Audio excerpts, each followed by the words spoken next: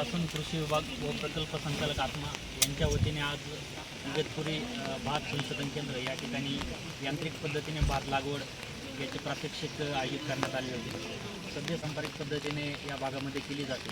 यामध्ये जर आपण मजुरीचा खर्च बघितला तर एकरी जवळपास 8 ते 10 हजारापर्यंत आपल्याला मजुरांचा खर्च येतो. परंतु हेच जर आपण यांत्रिक पद्धतीने जर लागवड केली तर हाच खर्च जवळपास आपला 3 ते 4 हजारापर्यंत येऊन बऱ्यापैकी खर्चामध्ये आपली बचत होऊ शकते.